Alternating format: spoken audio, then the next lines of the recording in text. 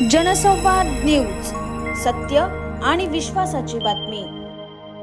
उल्हासनगर महानगरपालिकेच्या सार्वजनिक आरोग्य विभागातर्फे शून्य कचरा जनजागृती अभियानाची सुरुवात करण्यात आली आहे।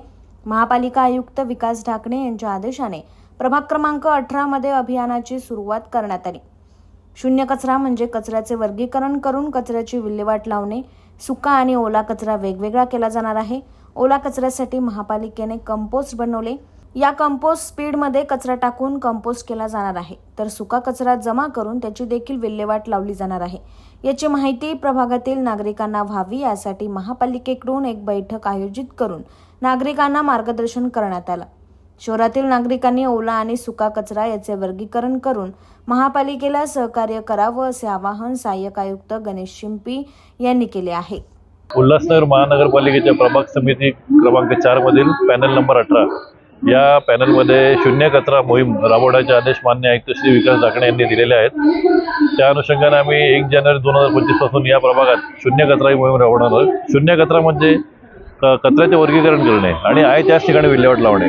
तर यामध्ये सुका कचरा आणि ओला कचरा दोन्ही वेगवेगळे केले जाणार आहेत। ओला कचरा आहे त्याच्यासाठी महापालिकेने कंपोस्ट पीट बनवलेले आहेत। त्या कंपोस्ट पीटमध्ये तो कचरा टाकून त्याचं कंपोस्ट करणार आहे आणि सुका कचरा आहे तो जमा करून त्याची विल्हेवाट लावणार आहे। तो रिसायकल रियूज या पद्धतीने त्याची विल्हेवाट लावण्यात येणार आहे। तर याची माहिती प्रभागातील नागरिकांना व्हावी यासाठी आज इथे या प्रभागात राहणारे नागरिक, इमारतीचे, सोसायटीचे मेंबर्स, तसे तिथले जे NGO आहेत, माजी नगरसेवक आहेत, या सर्वांची एक बैठक आयोजित केलेली आहे। या बैठकीत ही मोहीम कशा प्रकारे राबवण्यात येणार आहे त्याची माहिती देण्यात येत आहे। यासाठी आज इथं आम्ही ही बैठक आयोजित केलेली आहे आणि मी सर्व नागरिकांना विनंती करेन की त्यांनी देखील त्यांच्या घरामध्ये दोन्ही सुका आणि ओला या कचऱ्याचे वर्गीकरण चालू करावे आणि महापालिकेच्या या मोहिमेत सहकार्य करावे। तर इतरही प्रभागांमध्ये ही जी मोहीम आहे ते सर्व शहरभर राबवली जाणार आहे का? या प्रायोगिक तत्वावर प्रभाग क्रमांक 18 मध्ये ही मोहीम सुरू करण्यात आलेली आहे।